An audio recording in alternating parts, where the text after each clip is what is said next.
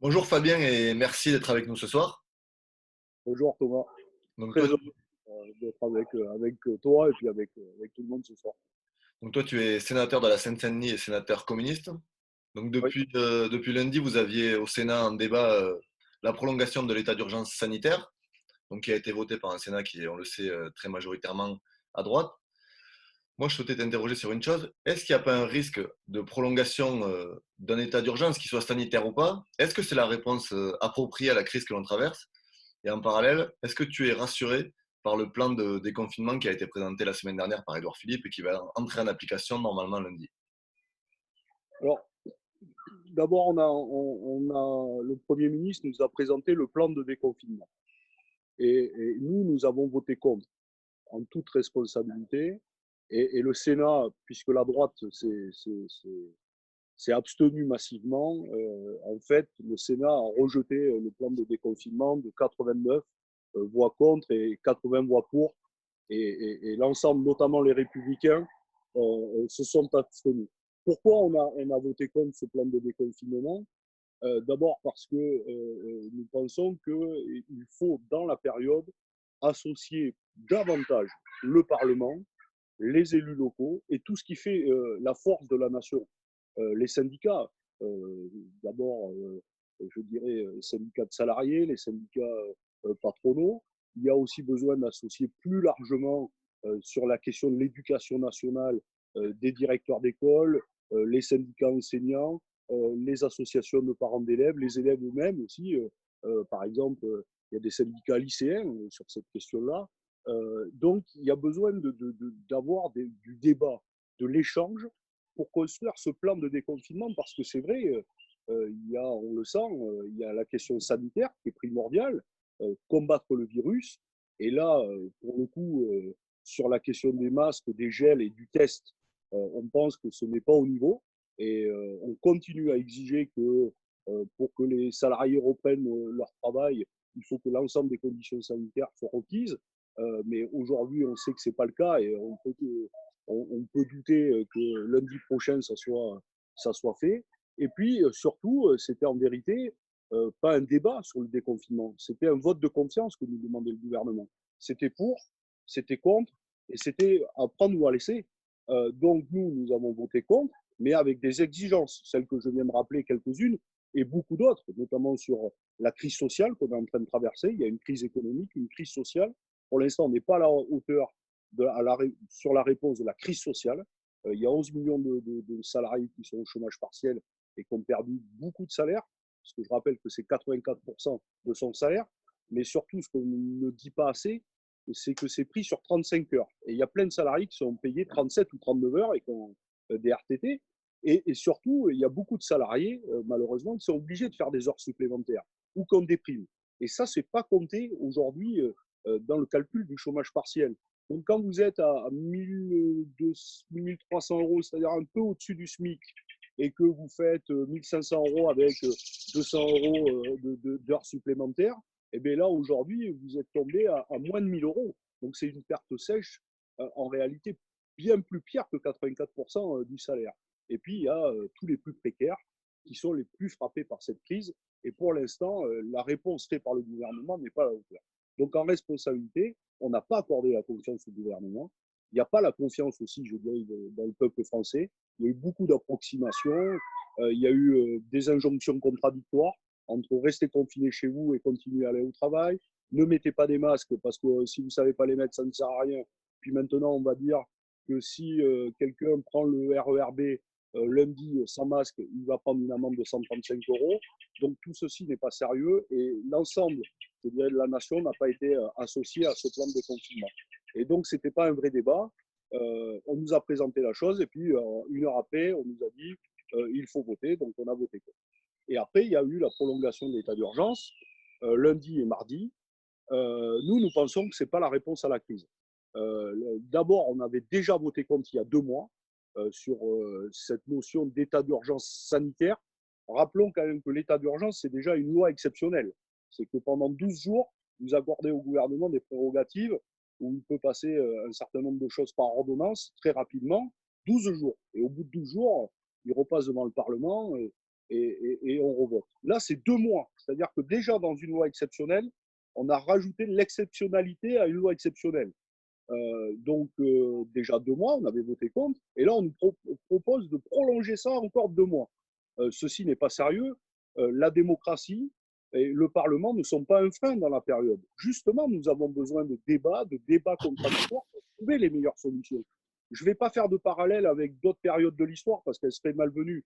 Mais par exemple, le Conseil national de la résistance, il a inventé les jours heureux, justement, que le président de la République dit, dans les pires moments de notre histoire, justement dans le débat, dans la clandestinité, ils ont su apporter, en même temps que résister, inventer, construire les jours heureux. Donc là, les jours d'après, le jour d'après, moi je ne sais pas ce que ça veut dire, je n'aime pas trop cette expression, mais on est en train de l'inventer maintenant. Les jours d'après, on est en train, c'est dès maintenant. Donc on a besoin de ce débat contradictoire et de faire vivre la démocratie.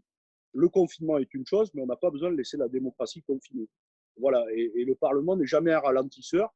C'est là, dans le débat et dans l'échange, qu'on construit les meilleures solutions pour sortir de cette crise sanitaire, et puis économique, sociale, peut-être environnementale, commerciale et financière certainement. C'est une crise qui va avoir de multiples aspects, et donc il y a besoin que tout le monde puisse donner son avis et mettre des solutions sur la table et qu'on trouve les meilleures. Donc on a voté contre cette prolongation de l'état d'urgence, et ce n'est pas à la hauteur. Voilà, ce n'est pas à la hauteur. Justement, dans l'état d'urgence et la prolongation qui est revenue au Sénat, il y a eu un certain nombre d'amendements qui ont été introduits. Et il y en a un qui a, à mon avis, est passé un peu sous silence et pourtant il peut avoir des conséquences dramatiques. C'est le fait que les employeurs, le patronat, pour faire clair, soient exonérés de responsabilité si un salarié est malade du Covid-19. Alors autant on peut comprendre que les maires et les élus, ils soient, j'ai envie de dire, exclus de cette responsabilité. Mais est-ce qu'il n'y a pas un risque avec le patronat qui utilise cet amendement pour dire ben, si on est exonéré de responsabilité, on n'a pas dans l'obligation clairement de protéger nos salariés. Mais tu as tout à fait raison. La question, c'est qu'aujourd'hui, dans le Code du travail, qui est l'article 41-21, c'est une obligation de moyens. Le patron a une obligation de moyens de protection de ses salariés. Sauf que la jurisprudence, par au moins 2 fois, mais peut-être plus, mais par au moins 2 fois, a déjà tranché qu'il y avait une obligation de résultat. C'est-à-dire que vous pouvez avoir l'obligation de moyens de fournir les masques et les gels, par exemple, mais si la jurisprudence dit que peut-être que ce n'est pas assez nécessaire, vous avez l'obligation de résultat. En tout cas, dans la période, il faut laisser faire l'inspection du travail. Et nous sommes contre qu'on dise à demi-mot qu'il faut mettre la pédale douce. Ce n'est pas dans le moment d'une crise sanitaire que les droits des salariés doivent être nivelés par le bas. C'est justement au moment où nous traversons une crise sanitaire que le droit des salariés doit s'appliquer, et doit s'appliquer partout. Il n'y a pas un endroit en France ou une profession qui devrait en rabattre. Il faut que le droit des salariés soit acquis, parce que ce n'est pas en cassant le code du travail qu'on vaincra le coronavirus. Ça, personne ne croit ça. Donc, oui, d'abord, je le redis, nous sommes contre les sanctions qu'ont touché l'inspecteur du travail dans la Marne. Et nous demandons la relaxe totale. Je sais qu'il y a une pétition qui a été initiée notamment par toi, et nous l'avons signée et nous soutenons ça. Il y a 15 jours, Guillaume Gontard, qui est un sénateur apparenté au groupe CRCE au Sénat, a posé notamment une question à la ministre du Travail pour que les inspecteurs du travail puissent agir dans le cadre de leur travail. Bon. Et donc, qu'est-ce qui s'est passé? C'est que là, cela fait plusieurs semaines qu'un certain nombre, pas tous, mais quelques-uns du patronat disent il faut nous assurer que lors de la reprise économique, nous soyons exonérés et que nous n'ayons qu'une obligation de moyens, et que la jurisprudence, l'obligation de résultat, ne nous incombe pas. Et puis, nous n'avons pas envie de procès derrière si un de nos salariés venait à attraper le coronavirus sur son lieu de travail. D'abord, il faut dire que c'est une partie du patronat, pas tout le patronat. Il ne faut pas mettre tout le monde dans le même sac. Et la première question qui est posée au patronat aujourd'hui pour la reprise du travail, c'est d'abord qu'il manque du matériel sanitaire pour faire respecter les gestes barrières. C'est la première question. La deuxième, c'est que les guides pratiques aujourd'hui sont plutôt inefficace, il faut dire les choses. Bon, par exemple, quand on prend le guide pratique pour faire respecter les gestes barrières de celui du bâtiment, même les organisations patronales disent que c'est impossible à mettre en place. La première ligne, c'est déjà de dire que chaque ouvrier du bâtiment qui part sur un chantier doit le faire dans un véhicule et qu'il ne doit pas être accompagné. Pour toutes celles et ceux qui ont déjà été sur un chantier, tout le monde sait que au minimum dans un camion, on est 4 ou 5 et qu'un chantier qui accueille une centaine d'ouvriers, il est impossible d'emmener 100 camions sur un chantier. Bon, vous voyez, ou alors sur un chantier de respecter au minimum 2 mètres. Bon, tout ceci n'est pas tenable. La deuxième question qui est posée notamment aux entreprises, c'est le coût et le surcoût. Et là, ils sont laissés seuls par le gouvernement. Par exemple, quand on interroge la CAPEB, qui est un des syndicats patronaux du bâtiment, dit que pour faire respecter le cahier scrupuleusement, c'est 40 euros par ouvrier et par jour. Donc, beaucoup d'entreprises, en réalité, font le choix de ne pas reprendre pour ne pas avoir à supporter ce surcoût. Et puis, il y a un problème, c'est qu'il y a beaucoup de salariés, soit qui gardent leurs enfants, soit qui aujourd'hui ont été touchés par le coronavirus, soit qui sont dans les personnes qui sont à risque, c'est-à-dire un peu plus âgées ou qui ont des problèmes chroniques. Et puis, dernière chose, il y a un problème d'approvisionnement des chantiers parce que tout est à l'arrêt et que c'est compliqué. Donc, en réalité, il ne faut pas faire croire, la droite essaie de faire croire que c'est la principale préoccupation, je dirais, du patronat, mais elle est tout autre.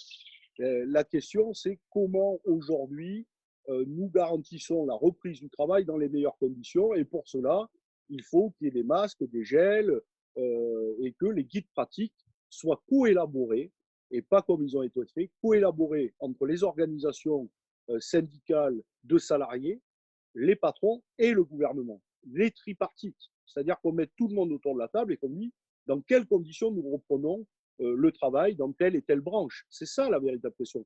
Parce qu'il ne faut pas faire croire. Beaucoup de salariés veulent reprendre aussi le travail. Parce que ça pèse. On parlait de 11 millions de salariés au chômage partiel tout à l'heure. Il y a aussi une question de lien social au bout de 2 mois. L'isolement est difficile pour beaucoup. Et notamment, lorsqu'on est dans un HLM avec beaucoup de monde, c'est plus compliqué que lorsqu'on est à la campagne dans une grande maison. Et donc, il y a beaucoup de gens qui ont envie de reprendre le travail dans les meilleures conditions, mais il faut que ces conditions-là soient respectées. Et en vérité, ce n'est pas en dédouanant de responsabilité des entreprises que nous y arriverons. Par contre, c'est vrai, il y a des débats que nous ne nous sommes jamais posés. Par exemple, aujourd'hui, le trajet domicile-travail, c'est de la responsabilité de l'employeur. Sauf qu'aujourd'hui, prenons l'Île-de-France, que je connais bien, et le RERB, puisque je l'emprunte tous les jours, un salarié qui va repartir au travail à partir du 11 mai et qui emprunte le RERB, c'est autant la responsabilité de l'entrepreneur que de l'État et du gouvernement ou de l'autorité organisatrice des transports d'assurer ce transport. Donc, il y a aussi ces débats-là. Mais ces débats-là ne peuvent pas être, je dirais, traités par un amendement au milieu de la nuit, à la va-vite. Ça pose beaucoup de questions, y compris ça revient sur des cas de jurisprudence. Donc, ça voudrait dire qu'on repasse au-dessus des tribunaux, donc ça ouvrirait un précédent. Donc, moi, nous nous sommes exprimés contre ce fait. Voilà. Et il y a une autre question autour des élus, mais c'est un autre débat. Je ne sais pas si c'était assez clair, mais oui, j'essaie d'être. si, puisqu'on sent bien qu'effectivement, il y a une cristallisation autour de tout ce qui est des moyens, notamment de protection, que ce soit des salariés et des usagers.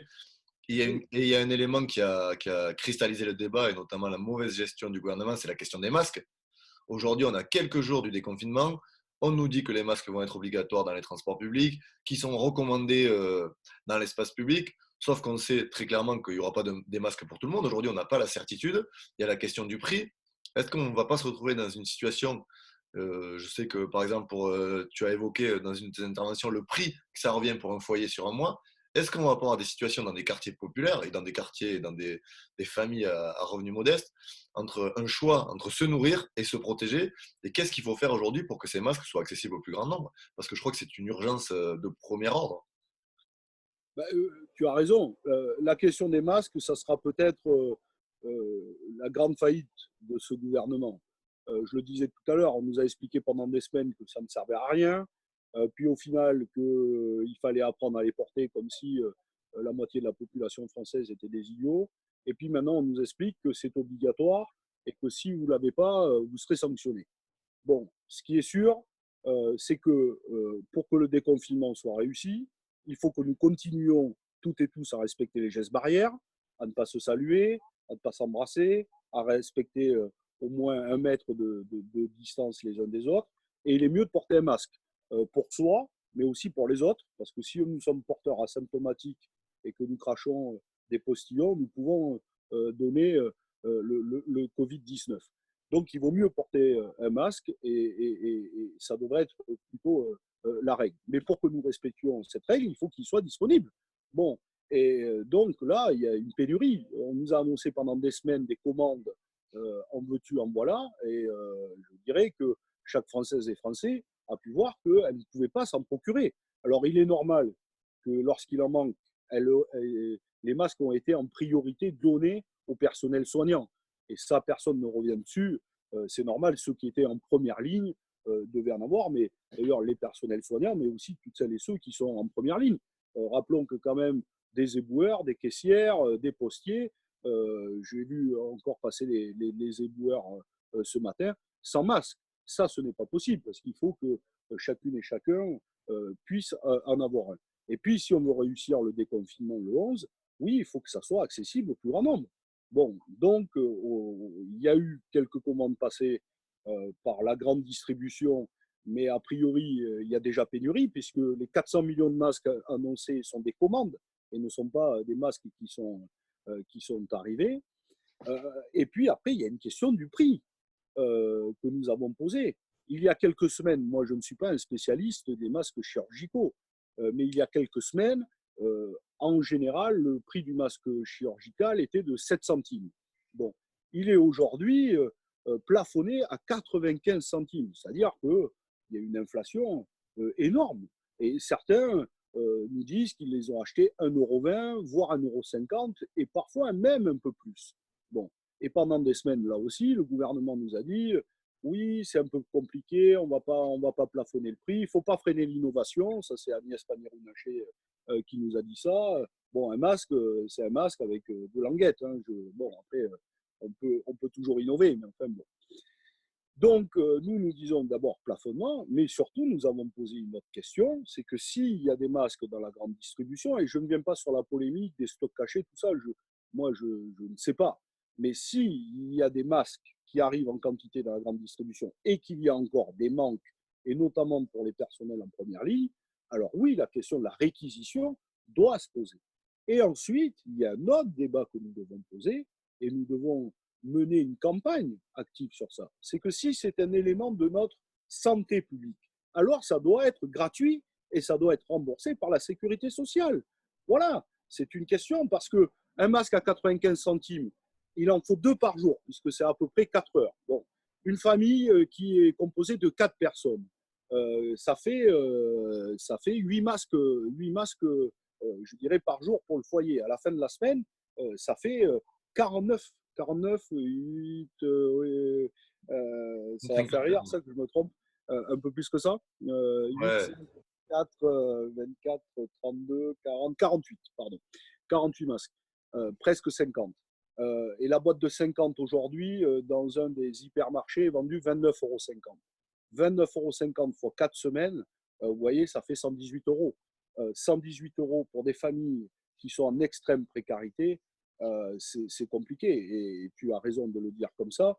À un moment donné, lorsque, en plus, à partir du 20, on est ric-rac et qu'on commence à être dans le rouge, peut-être qu'on va devoir choisir entre se protéger ou se nourrir. Et ceci n'est pas acceptable. Donc nous posons la question de la gratuité et de la distribution par l'État. Et si l'État n'en a pas assez, c'est une question, elle doit réquisitionner ce qui arrive. Et on ne peut pas jouer avec les spéculateurs, soit les vendeurs de masques, soit les transporteurs, soit les revendeurs. Parce qu'il y a quand même des gens qui se font un max de blé sur cette affaire-là. Ce n'est pas acceptable. Moi, je refuse le terme de guerre que pose le gouvernement et Emmanuel Macron. Mais si c'est la guerre, alors il y a des profiteurs de guerre. Et profiteurs de guerre en temps de crise sanitaire, ce n'est pas acceptable. Et là aussi, il faudra chercher celles et ceux qui ont bénéficié de ces profits. Et puis la dernière chose, je sais que je suis un peu long, mais tant pis, se pose la question quand même de la réindustrialisation du pays. Nous produisions 1 million de masques par semaine.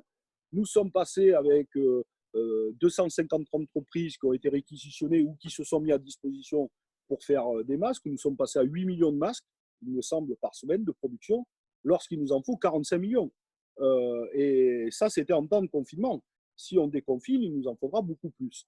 Donc, nous dépendons fortement des importations, notamment des importations chinoises, puisque là, nous avons construit un pont aérien avec des avions qui font 3 allers-retours par semaine en Chine pour aller chercher des millions de masques. Mais quand même se pose la question de la réindustrialisation du pays et d'une souveraineté sur un différent pan de notre économie, et notamment en matériel médical.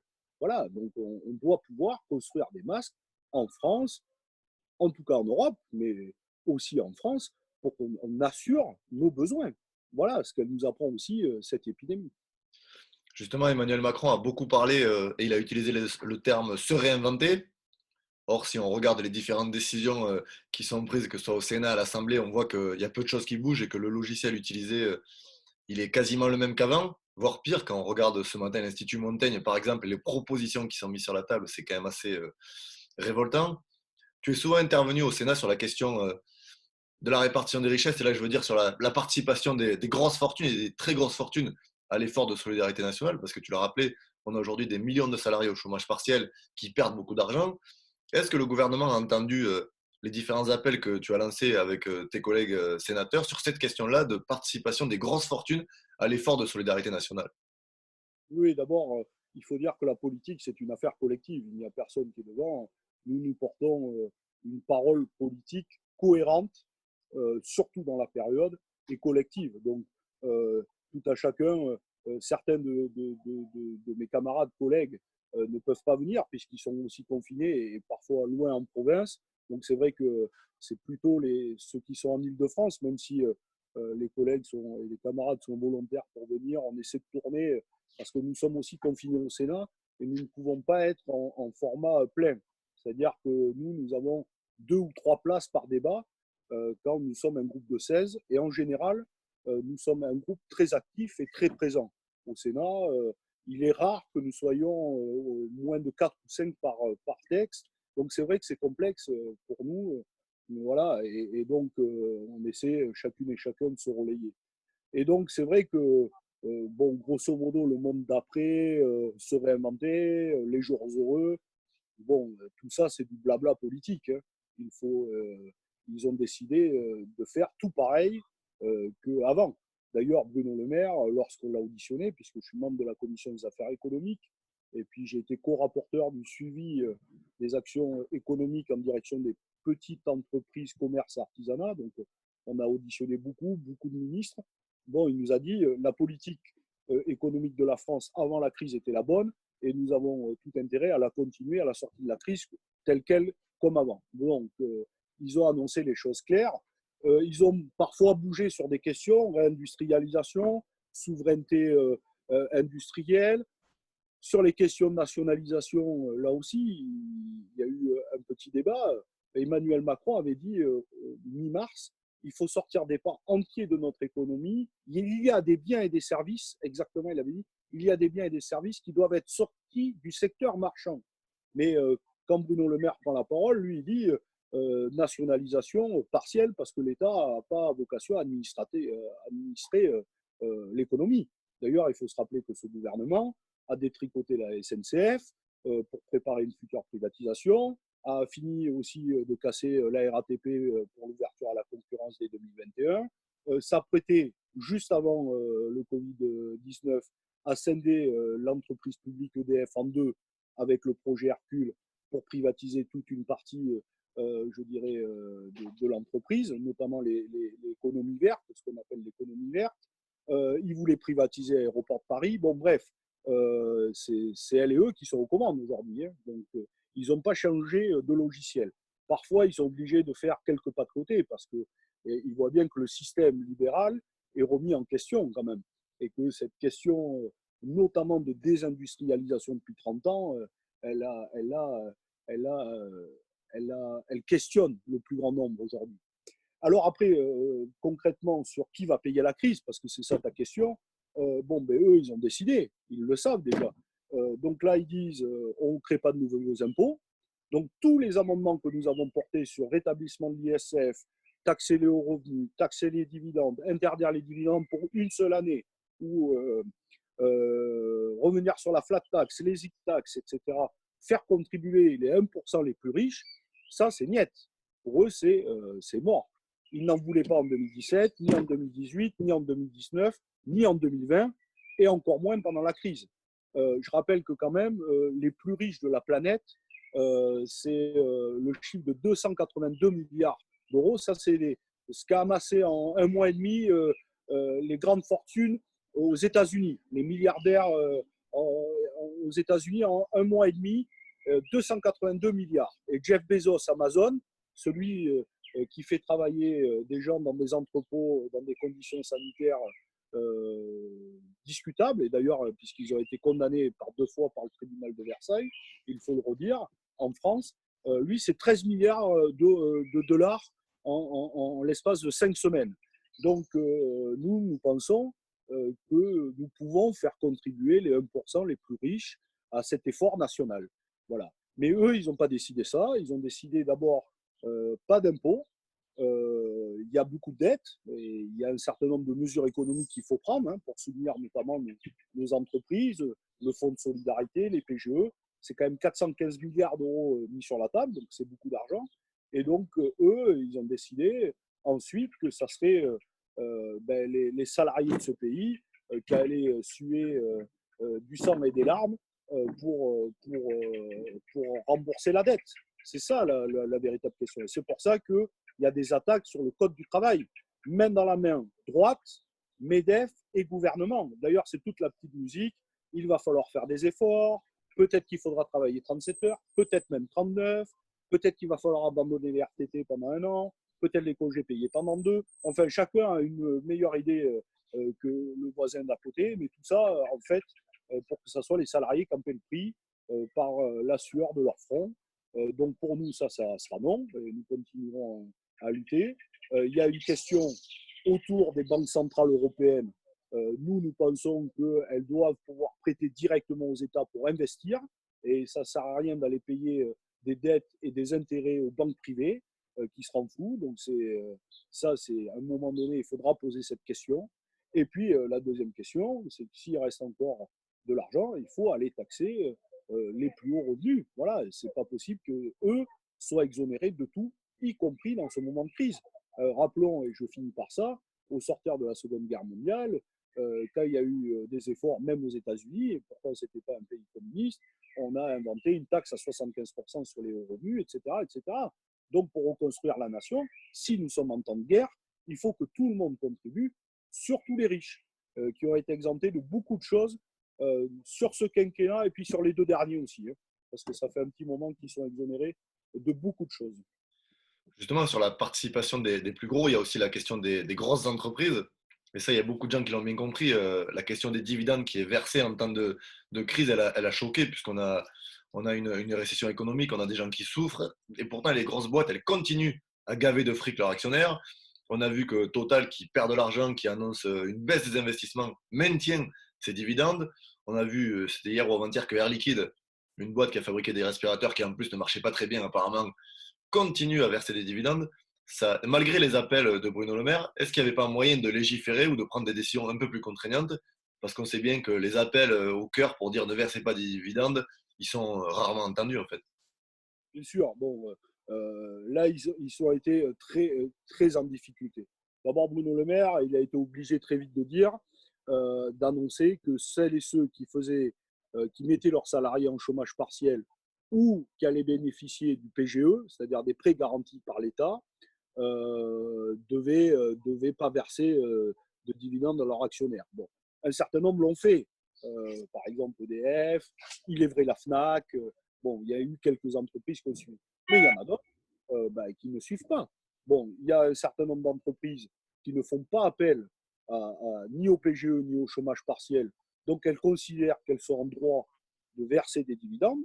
Et puis, il y a ensuite beaucoup de cas où on s'aperçoit qu'il y a eu appel au chômage partiel ou au PGE, mais qu'il y a eu quand même, en réalité, des dividendes versés. C'est par exemple le cas de Vivendi, qui a annoncé 695 millions d'euros de dividendes versés à ses actionnaires.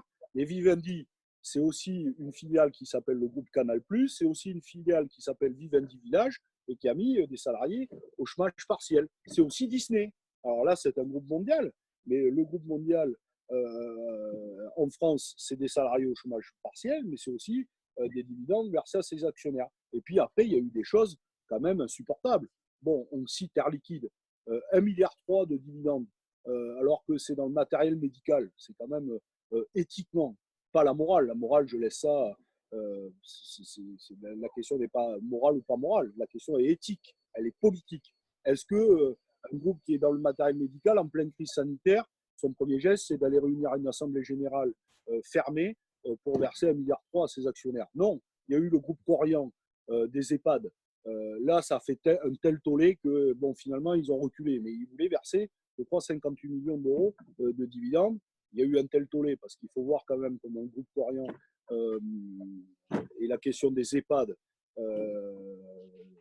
est sur la table. Ça mériterait aussi un autre débat parce que comment nous traitons la question de nos aînés, de la dépendance, là aussi, c'est un secteur qui doit être sorti du secteur marchand.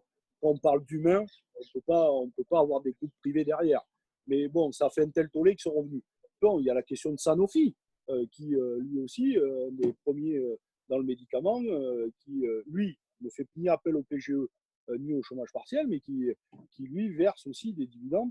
Bon, ça, c'est pas acceptable. Et puis après, il y a des groupes où, comme Engie, par exemple, où l'État est encore actionnaire, et, et Bruno Le Maire dit il ne faut pas le faire, et puis l'État est actionnaire, et ils envisagent, ils n'ont pas encore dit, mais Engie envisage encore de donner des dividendes à ses actionnaires. Engie, c'est le deuxième plus gros verseur de dividendes à ses actionnaires depuis 15 ans. Donc voilà, donc ça, c'est pas acceptable. Donc il ne faut pas faire le monde, il ne faut pas implorer. Et il y a une question qui nous est posée quand on est homme ou femme politique. Il y a le droit et il y a des projets de loi, il y a des propositions de loi, il y a des amendements. Il faut légiférer sur cette question. Une des premières choses que nous aurions dû faire dans le budget numéro 1, c'est de dire cette année, pas de dividendes versés aux actionnaires. Si en temps de crise, il faut que tout le monde se retrousse les manches, puisque c'est leur c'est leur grande phrase, il faut que tout le monde se retrousse les manches, ben, il faut dire aux grandes entreprises, il n'est pas opportun, il n'est pas éthique de verser des dividendes à vos actionnaires, et donc ça sera interdit, même si après il y a des questions de droit, d'assemblée générale, etc. Mais il faut légiférer sur cette question. Et puis après, il y a eu tout le débat que tu as suivi certainement. Ça, c'était dans le budget rectificatif 2, il y a une dizaine de jours.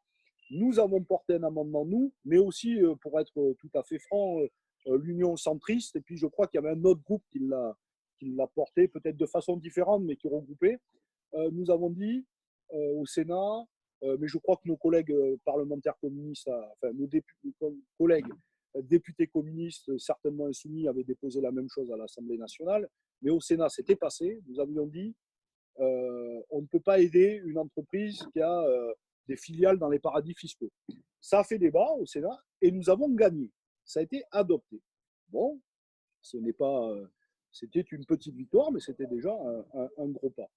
Et le matin même, le lendemain matin, Bruno Le Maire, interrogé sur une grande radio, dit sur cette question-là, il dit oui, oui, je partage ce fait qu'une entreprise qui a des filiales dans les paradis fiscaux ne puisse pas bénéficier d'argent public. Et l'après-midi, il y avait la commission mixte paritaire, c'est-à-dire la réunion entre le Sénat et l'Assemblée nationale pour finir le texte. Une fois que l'Assemblée nationale l'a voté et que le Sénat l'a voté, vous réunissez des députés et des sénateurs. Et puis, s'il y a des différences, puisqu'il y a différents amendements, vous essayez de vous mettre d'accord pour avoir le même texte. Sinon, il y a une deuxième lecture si on n'est pas d'accord. Et donc là, comme par enchantement, l'Assemblée nationale a poussé pour que cet amendement tombe. Et donc, dans la dernière mouture du texte, dans ce que nous avons adopté finalement, la question a disparu. Voilà. Donc là aussi, très probablement, sous pression de la République en marche à l'Assemblée nationale. Donc ceci n'est pas acceptable. C'est un mépris total. c'est une question de bon sens. Celles et ceux qui ont des filiales dans les paradis fiscaux ne peuvent pas bénéficier d'argent public. Ça devrait être déjà le cas, je dirais. Mais il y a beaucoup de scandales, hein, notamment le versement du CICE, d'aides publiques diverses et variées, où on s'aperçoit quand même que d'entreprises, beaucoup de grandes entreprises, y compris quand l'État est actionnaire, ont des filiales dans les paradis fiscaux. Mais c'est un combat que nous continuerons à mener, y compris avec nos collègues députés à l'Assemblée nationale. Dernière question, Fabien. On sait qu'il y a beaucoup de réflexions aujourd'hui, il y a beaucoup de tribunes, de gens qui réfléchissent, même si on n'aime pas l'expression du jour d'après, à comment construire les nouveaux jours heureux. Si demain tu devais mettre en place une première mesure, une première décision ou une première loi, ça serait laquelle? L'urgence, la première à laquelle tu penserais là? C'est compliqué, il y a tellement de chantiers à faire en même temps. Bon, je l'ai dit, un certain nombre de mesures économiques étaient nécessaires à prendre, notamment le fonds d'urgence, le prêt garanti. Il y a encore beaucoup de questions qui se posent pour les petites entreprises. Il y a des banques qui ne jouent pas le jeu, etc. Bon, donc ça, ce volet-là, voilà. Il y a l'urgence sanitaire, nous en avons beaucoup débattu, des masques, des tests, isolés. Bon, moi, je crois que le pan que nous avons, le gouvernement a pour l'instant abandonné, c'est l'urgence sociale. Moi, je pense que nous devrions décréter, plutôt que l'urgence sanitaire pour étouffer la démocratie, l'urgence sociale. Et urgence sociale, avec peut-être 5 mesures phares à mettre de suite en œuvre. Euh, la question de l'augmentation des salaires va nous être posée assez fortement. D'aide aux ménages, par exemple, c'est une question, ce n'est pas révolutionnaire au sens premier, mais beaucoup d'entre nous ont été confinés chez eux, on a beaucoup utilisé euh, les outils numériques, plus voilà, et les factures électriques vont s'en ressentir. Nous avons fait une proposition, je dirais pragmatique, j'aime pas ce mot, mais comme ils utilisent toujours ça, il y a les pragmatiques et il y a les rêveurs. Donc des fois on leur dit, ben, on vous fait une proposition pragmatique. Il existe le chèque énergie. Le chèque énergie, c'est suivant votre éligibilité à ce dispositif pour les plus précaires, vous avez entre 80 et 150 euros pour vous aider à payer vos factures électriques. Ben nous pensons que nous pouvons l'élargir à tous les précaires l'ont déjà, mais par exemple à toutes celles et ceux qui ont été au chômage partiel ou qui ont été en télétravail.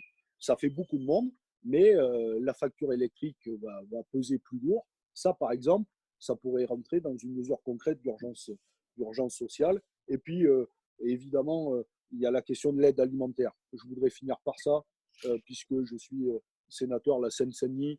Nous avons été alertés depuis des semaines et des semaines par les associations. Le préfet lui-même a évoqué des possibles émeutes de la faim. Beaucoup de gens ont faim, n'ont plus les moyens de se nourrir, ne trouvent plus les moyens de se nourrir. Les associations sont à bout de souffle et crient alerte. Donc là, il faut aider. Il faut aider urgemment. Il faut une mobilisation. Il y a évidemment la solidarité. Moi, je vois plein de jeunes qui se mobilisent, qui font les courses, qui font des choses. Il y a, même dans ma ville, il y a des associations comme Speranza dans le quartier des Tilleuls qui fait des choses incroyables de solidarité avec les mamans du quartier, etc. Il faut que l'État vienne au secours des populations les plus fragiles urgemment et aide les associations à tenir le coup là dans la période. Voilà, il faut décréter l'urgence sociale. Il y a beaucoup de choses qu'on n'a pas dites. Il y a la question des logements. Par exemple, nous avons fait une proposition là aussi concrète. Nous avons dit pas d'expulsion locative en 2020. Si par exemple nous sommes déconfinés le 11 mai, moi je ne suis pas chercheur ni scientifique, donc j'ai beaucoup d'humilité dans cette question-là. J'écoute, j'apprends, j'essaie de. Bon, c'est pas à moi de trancher, je ne suis pas chercheur. Mais certains nous parlent d'une deuxième vague. Certains nous disent que potentiellement on aurait besoin de se reconfiner. Personne ne l'espère, mais bon.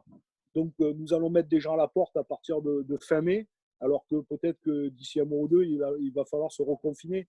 Bon, ceci n'est pas sérieux. Donc nous avons proposé là aussi une chose pragmatique, de bon sens, une chose humaine.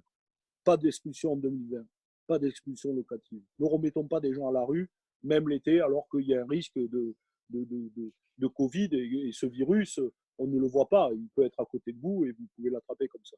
Bon, ça, ce n'est pas accepté pour l'instant, mais nous, ça, c'est un combat que nous allons continuer à mener. Et puis, dans l'urgence sociale, ce que on parlait tout à l'heure, Et d'ailleurs, je tiens à saluer l'Humanité, ce journal qui a lancé aussi cet appel de masques gratuits qui mettent cette bataille.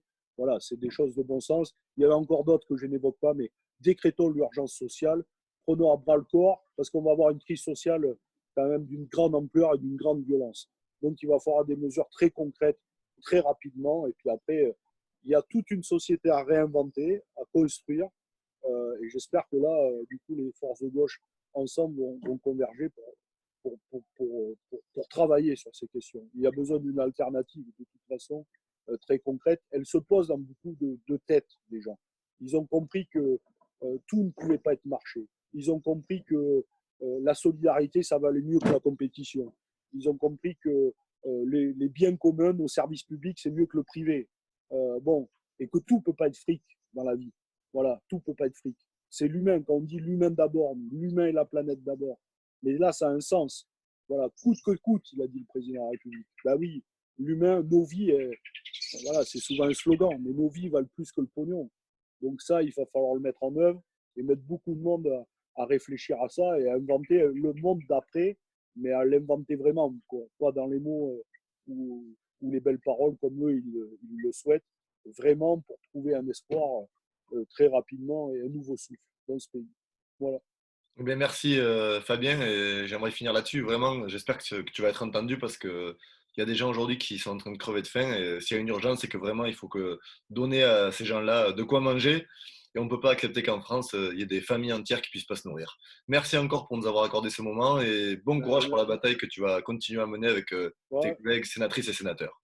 Merci Thomas de l'invitation. Je sais que ça a été compliqué pour l'organiser, mais merci beaucoup d'avoir pris le temps et bravo pour tous les échanges que tu fais là. Voilà. Merci Fabien.